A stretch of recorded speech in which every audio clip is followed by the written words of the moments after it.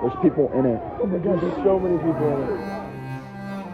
What actually happened on July 4th? I don't think we have the full story.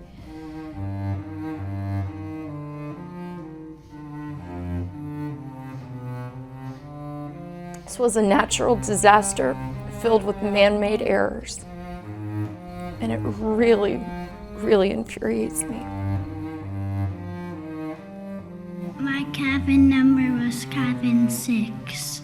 One of the Camp Mystic girls went down the river to our camp.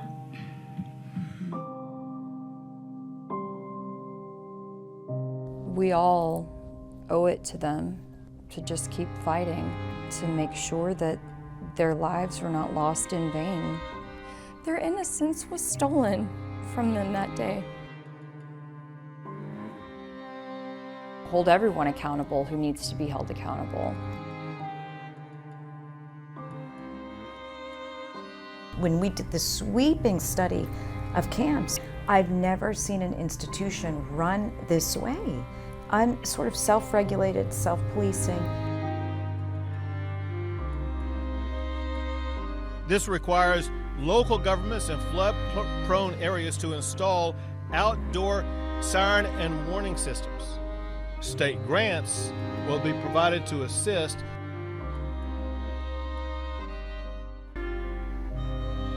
That day affected me, and it will probably for the rest of my life.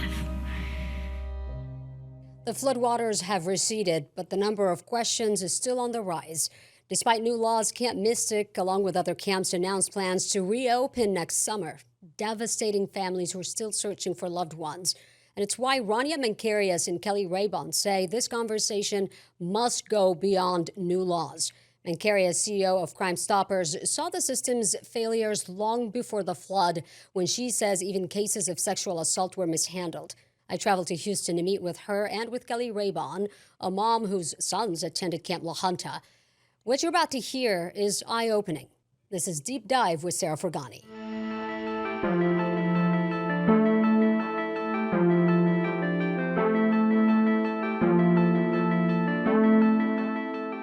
You went through the scare of your life, so I want to start out with you, Kelly, because you've experienced something that is a parent's every nightmare, especially when you're away from your kids. Something that I would have never expected in my lifetime, but I feel that I've not been able to go a night without thinking about since July 4th. My youngest son, who is 7, it was his first camp experience. He had just gotten there. So my 2 boys, Braden, who's 9, and Brock, who's 7, they'd had 1 full day at camp. I got to the group message, the mass texts from Camp La Junta. I saw a message that said, had a flood last night, everyone's okay, no power, we'll touch base later. So I went to YouTube and thought, if this is a big deal, because of course I'm in Houston, then it was somewhere around 10:30 when I saw this statement from Camp Mystic that really got me worried. When I saw that come out saying, if you have been contacted by us that your daughter was unaccounted for, then you know that your daughter is unaccounted for. Otherwise, know that your daughter is accounted for. And I thought, okay, let me Google and see how far away is Mystic from Camp La Junta. Oh, it's only about 5 minutes away. We've really got a problem. So let me check social media. There's people in it. Oh my God, there's so many people in it. That's when I see this TikTok video of a cabin floating. And I recognized it right away as a La Junta cabin. And so I'm terrified at that point. I'm thinking everyone is not okay. And nobody even called you? No. The most that we had at that point was a text message. And you couldn't get a hold of your boys? They had their cell phones with them? No, there are no cell phones allowed at camp. Getting, the occasional text message from the camp like, oh, we finally received our first helicopter drop with food supplies. That's not a message that you ever anticipate receiving from summer camp involving your kids. So when I pulled up, I saw a lot of people, and I, was following my Waze traffic app, and it says, you have arrived at your destination. And so I'm slowing down, and I see state troopers directing, and they're like, you pull in here. And then I see the sign for the funeral home, and I see everyone outside crying. And it just took my breath away. And then I realized, oh, I'm going to the very next stop across the street. I'm going to the church where my boys are, where I get to see them. And that was, just right away, that survivor's guilt starts to set in, where you're feeling gratitude and grief at the same time. It's just so unfair, that one street separates these two totally different scenarios from the same tragedy.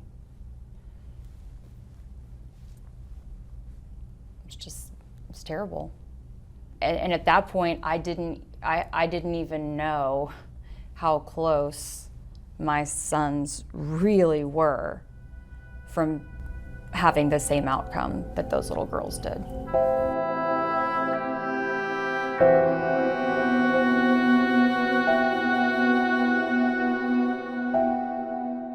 During the special session that just wrapped up, we heard from a lot of families and we heard from a lot of camp owners. One of the camp owners testified to something that didn't seem to align with what the campers experienced.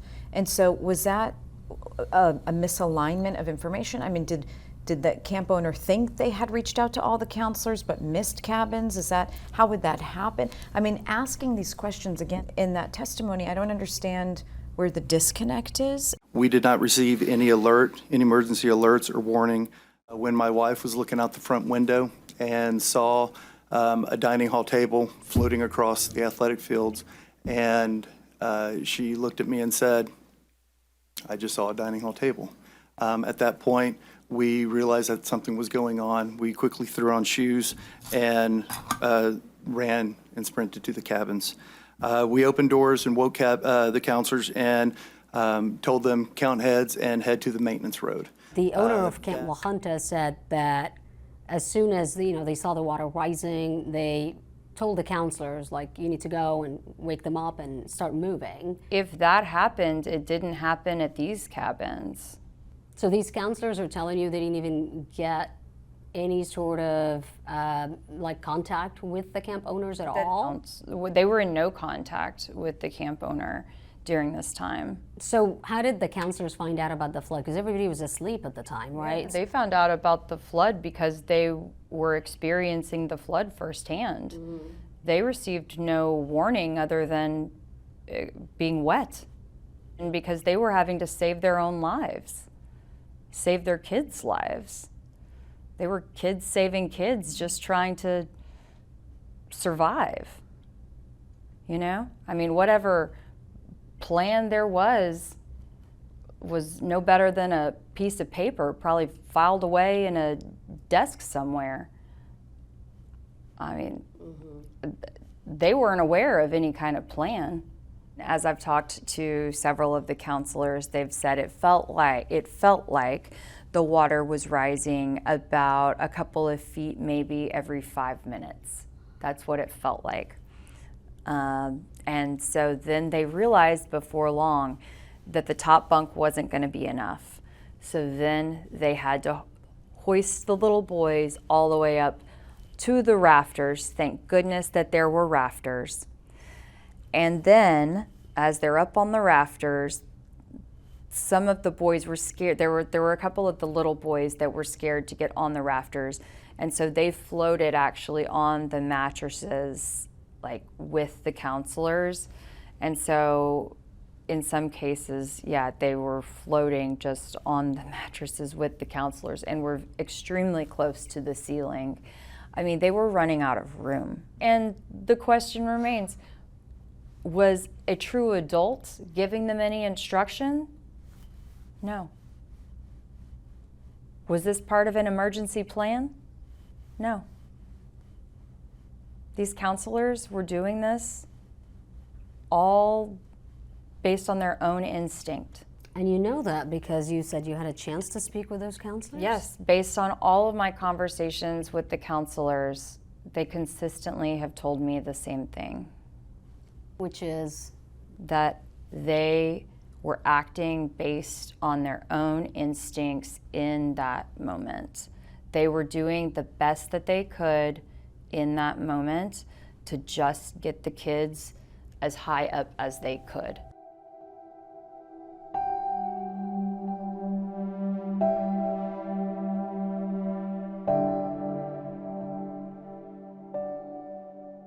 Your kids, they've testified too. They have. It's pretty brave of them. It is very brave. When they testified, what did they say? Was there anything that they said that surprised you? My name is Brock. One of the Camp Mystic girls went down the river to our camp. One of the Camp Mystic girls ended up at Camp La Junta, at Camp La yes. Junta. That was scary, huh? Yeah. Brock's first sort of utterance was speaking about the little girl from Mystic that washed up. And Braden said that what happened at camp that day will stay with me for the rest of my life. You know, they understand, I think. And I guess one of the things that surprises me the most is just how maturely they have handled this situation. You know, their innocence was stolen from them that day, and that's not fair. I wanted them to grow up, you know, during that 2 weeks or a month, but I didn't want them to grow up like that. That's not what I expected. I hadn't really thought about it till now. That's not what I was signing up for.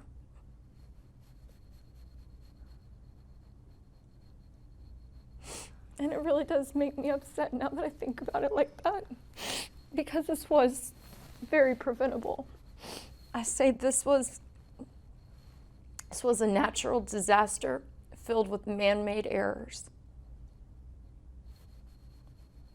And it really, really infuriates me. It's a good way of saying it's a natural disaster filled with man-made errors.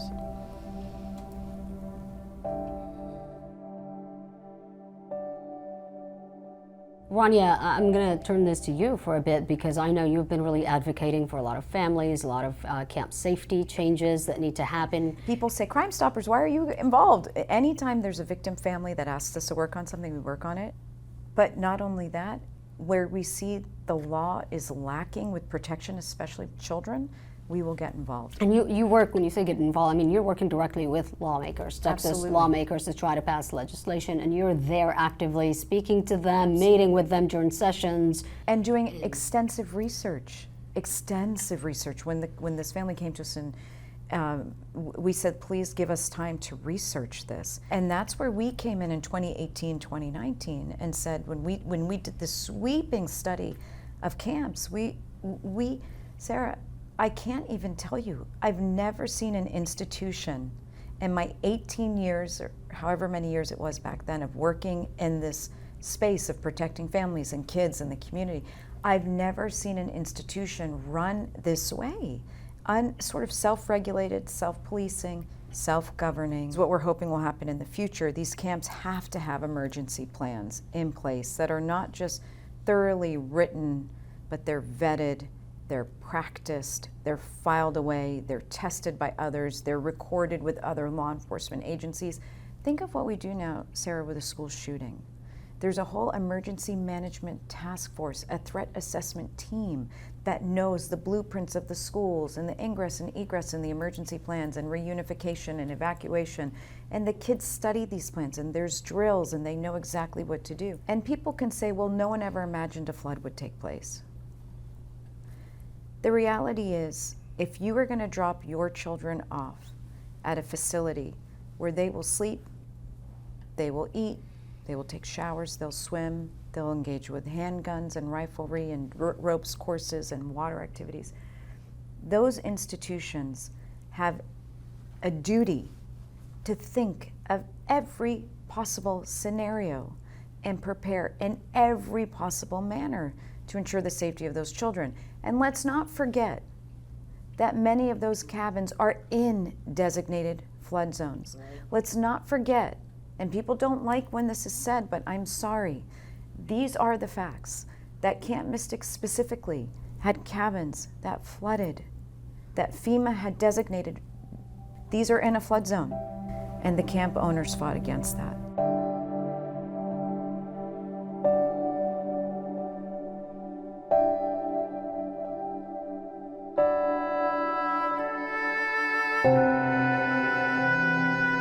We were approached by a family that endured a horrific assault of a child at a prominent Texas camp.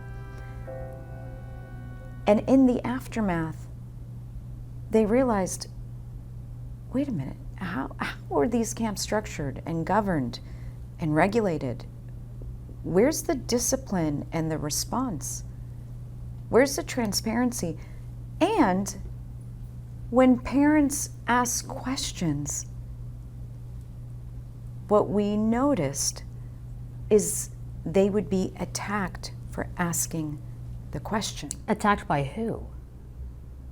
I mean, Kelly might be able to answer this herself, but attacked by many people within that very deeply ingrained camp culture. What we also found in our, what we call the catalyst case, is even the camp leadership would kind of start talking and say, well, that never really happened, and I wouldn't really believe that, and this person might be a little this and that, and kind of push a narrative in a different direction. Again, your primary responsibility should be the protection of the children, and to applaud anyone who raises a red flag, who sounds the alarm.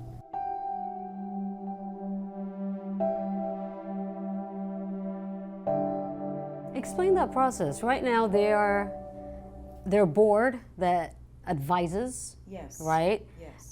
The DSHS. Yes. They are all, a lot of them are made up of what, vendors and camp owners? Can you explain the process of how they're Yes. sort of governed right now? So in there's a sense? state entity called DSHS, and it's the Department of Health and State Services, and they oversee camps. The advisory body to DSHS is the Texas Youth Advisory Committee. It is 9 members, 7 of which are camp owners, 2 are camp adjacent. So this body, the Texas Youth Advisory Committee, will tell DSH, this is how we think the rules should be, and this is how everything should go. And DSH says, okay, as long as you guys do what you say, you'll license and you keep running in the state. Of all the entities that run a sector of child development in the state, so whether it's schools or daycare, youth camp, like church camps or religious camps or whatever it might be, CPS, at all the 10 institutions that govern children welfare in the state, DSH's oversight of youth camps is the only entity that has the right to cure any issue that might arise before anybody gets involved. They're the only entity. So what does that mean? It means that in reality, DSH in their oversight really has no power to do anything. Because if they say, oh, wait a minute, your policies are not up to date with emergency plans, or your policies are not up to date with, let's just say, you pick a topic, or we're seeing health and sanitation is not where it needs to be, the camp say, don't you, that's fine, don't touch our license, don't write us up, we have the right to cure first. But that's continual. It never ends. We always have the right to cure first before you criticize or before you do anything. So, but to be clear though, the Department of State Health Services, right, that's DSH's that you're referring to, they can revoke licensing. I went back 25 years, I went back 35 years, they have never once revoked a license. So they give them a chance to fix Perpetually. the problem before they actually enforce. Basically, they have no enforcement hand. Basically, they can say, you tell us what the rules should be, and then We'll tell you if you're following the rules, but if we found you haven't followed the rules, you always have the chance to fix it perpetually. So this isn't necessarily against the camps or even about the camps. More so, it's about the state and the state being responsible for handling the laws or passing laws and enforcing laws the way they do for other things. Yes, but I will say the state has a responsibility, certainly, and that's what we testified to. You know, we need you as a state to step in and make statutory requirements that carry statutory responses and penalties that say licenses will be revoked, not may, not should we decide, no, will be revoked. And the state did step in and do that. But the camps have had their hands a little bit in this too, with fighting regulation along the way. And that was our experience in 2018, 2019, when we said, listen, in the 2019 session, when we said, we just simply want you to keep a record of sexual assault claims on your campuses and have it be available for parents. Like, I might call and say, I really want my kids to go there. I'd like to know if you've ever had an injury or an incident. Kind of like daycares, right? Yeah. Before you put your child in a daycare, you're able to go to the state's website, you're able to look at the daycare, you're able to see the reports of an inspection report of anything that's happened in the past. Sarah, they fought us tooth and nail. They fought us tooth and nail. And so up until now, they weren't required to reveal all these or even keep record.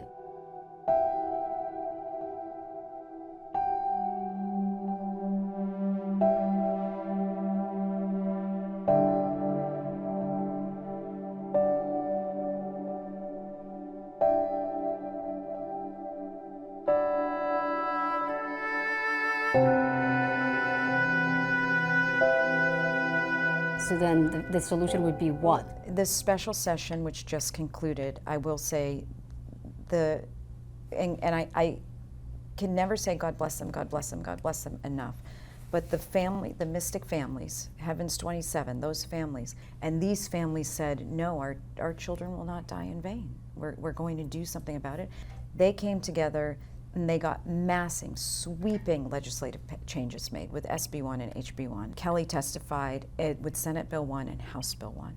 Those were massive changes. One said that camps must have emergency plans in place, like vetted, rehearsed drills, plans that are in place and not just in a drawer. SB 1 is looking at emergency plans, high-risk activity, cell phone signals in the area, alarm systems, and universal type of alerts. Talking about plans like what goes on now for schools, where they're required to actually have drills. Yes. Should this happen, this is step by step what we are going to do, and this is how we will respond. Exactly. That kind of plan. And that is registered, not just sort of known in the camp director's mind, but the local law enforcement agencies have record of this. It has been thought through and vetted with local community leaders, and that camp counselors are trained. There are drills. The campers are trained. There are drills. You sound an alarm and kids know what to do. There are activities that have a high chance of risk or injury. So whether it's swimming or the ropes courses, these kids are 26 feet in the air sometimes. They said these procedures need to have some emergency preparedness wrapped around them as well.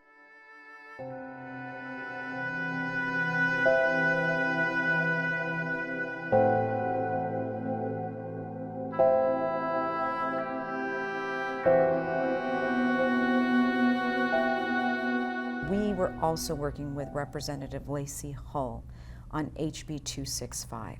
And that bill went right to that question you just asked me. Do changes need to be made in the inherent structure of camps? HB 265 would have done many things, but two big things was to remove that cure first provision. Why should they have that right when no other entity in the state has it? And the second thing it was going to do was to not dismantle the Youth Camp Advisory Committee, but to say, let's not make all of them camp owners.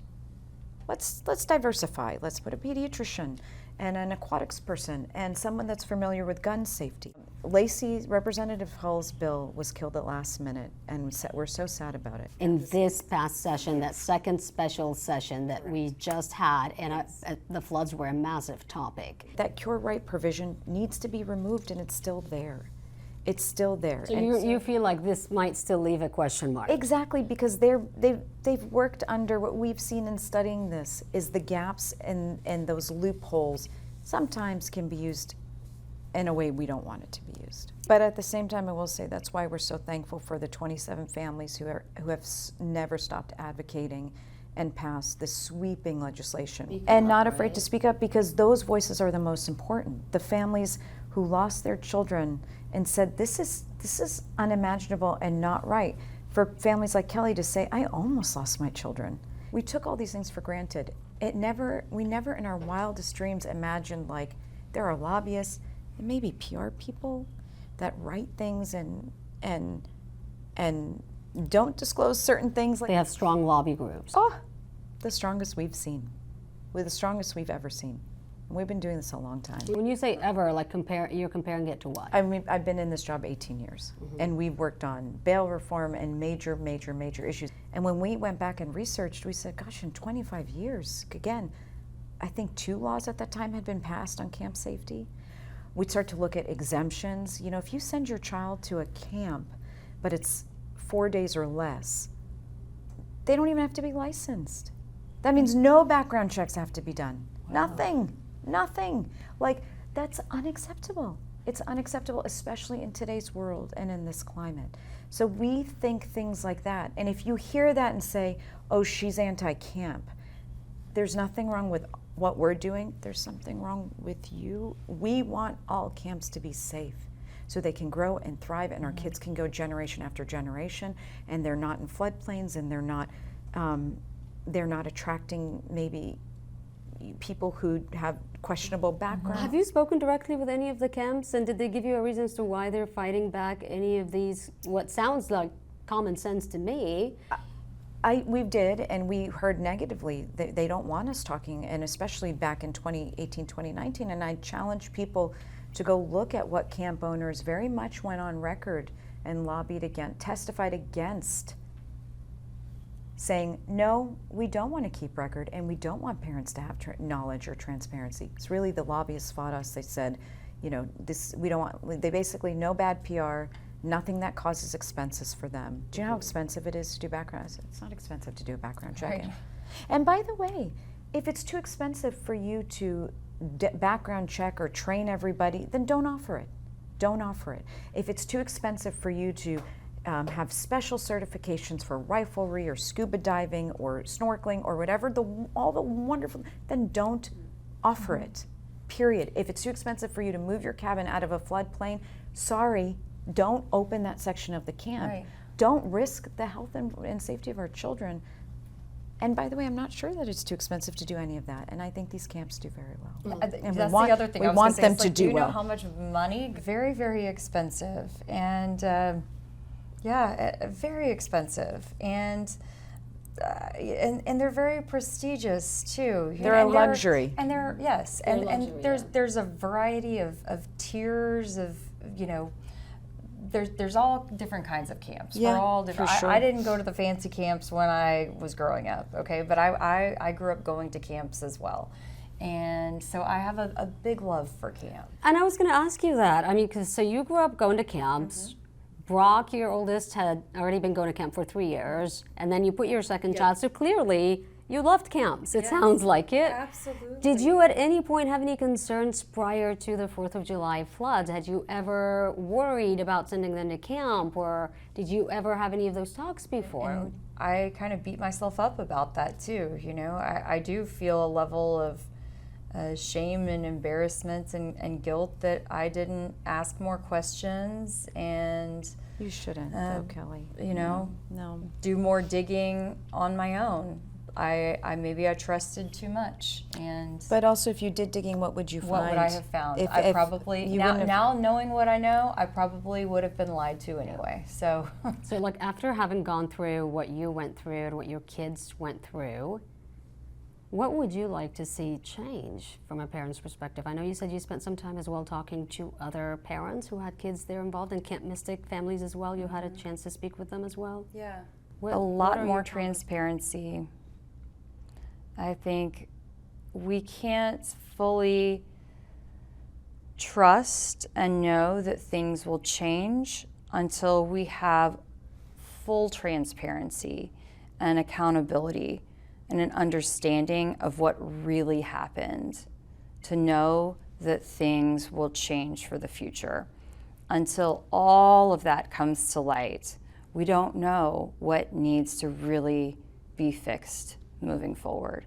If we continue to just cover up whatever really happened, we won't know what really needs to change and be fixed. Do you feel like this is a common thing amongst all the camps? It's not particular to one or two camps per se, but this is a common camp culture in general. We're talking about all camps. Well, I think there are camps that have gone above and beyond and knocked it out of the park, and those kids are so lucky to be in any of these wonderful camps. But the inherent structure is flawed for everyone. It can no longer operate the way it's been, where Dishes has licensing power, not really enforcement power. Texas Youth Camp Advisories, all camp owners, predominantly 7 out of 9 are camp owners, 2 are camp adjacent, and they make the rules. There's no real punishment. That's got to end. And I think SB1 and HB1 are making the greatest strides we will ever see and have ever seen in 25, 35 years. And you feel like there's still also a lot of question marks. So the SB1 and HB1 that just passed, those are not enough for you as a parent. I'm grateful for what's been done. I still want to understand what happened on July 4th at these camps.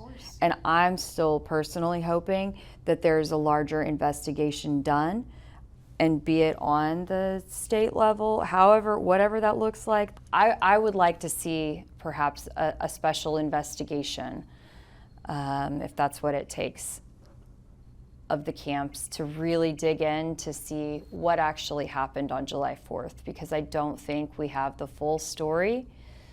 And I would really, as a parent, and I know many other parents, would really like to get to the bottom of what happened on that day for many of the camps, not just the one that my kids attended, and not just at Mystic. I'm sure there are others too, because there were other camps that did evacuate. Yeah, there were. They went to higher ground. Let's not forget that. There were camps that night that evacuated. I spoke to one live on air as it was happening that morning, who told us they had a youth conference, I believe, and people were coming from all over the country, and they had a plan, and that they had moved to higher ground. Yep. So that was while everything was unfolding. So why did they evacuate when others did not? Those are questions that I want to understand. And as a parent whose children were in that, you have every right to understand it. Can I just say one thing? Yeah. I every time I hear Kelly talk, and I think of those boys, I think of Brock, or your all the kids. Thank God for the counselors. Yeah. Those 15, 16, 17, 18, 19-year-old kids who jumped into action and used their best effort, used wisdom, used survival techniques to save all these kids. And even the Camp Mystic counselors who brought, carried kids and brought them to higher water. Thank God for them. And the two that were lost, the 2 counselors that were lost, I know they were in an impossible situation. There were no options for them, and just, it's too much. It's just too much. We all owe it to them to just keep fighting, to keep working as hard as we can, to give everything that we can to make sure that their lives were not lost in vain, that we don't let this just fall by the wayside, that we hold everyone accountable who needs to be held accountable. You feel like while the flood was not preventable, the deaths could have been preventable based on action that could have been possibly taken before? The harshest statement I think I've made in this whole disaster is, again, people will say this incident happened 2 camps, and it happened 2 kids, and because of it, children died. And it was sort of just God ordained. And I do not believe that. There was a storm, everybody knew it was coming, weather alerts reported it. Everybody knew what was happening. This happened because the camps failed to take appropriate action. And moving forward, that can never happen again, and it shouldn't have happened this time. And we pray that those lives, when they didn't die in vain, and we are so thankful for it because of the legislation that's passed.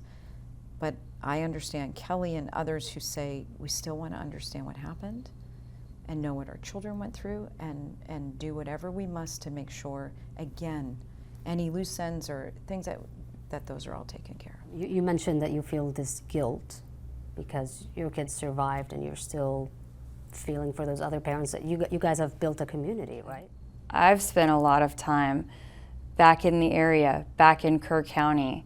I took the boys to hunt last week, and we spent our Labor Day in Hunt, meeting some people there who feel like relatives now.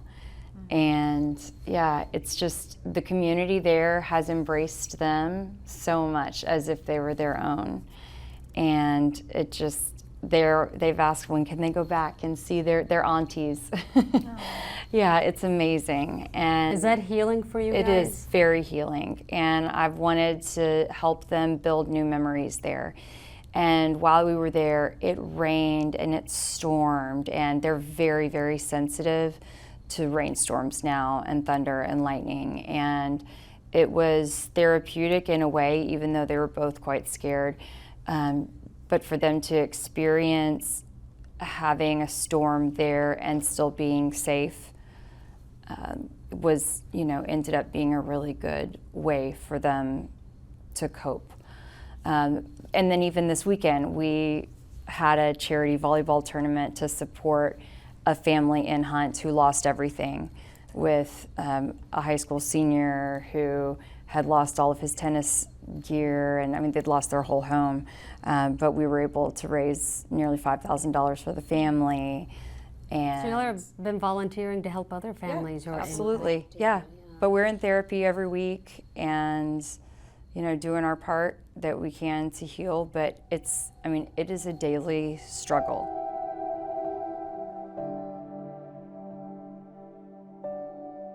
If there's one great thing for them that can come out of all of this, I'm teaching them that they can turn tragedy into triumph in a way that we would have never expected.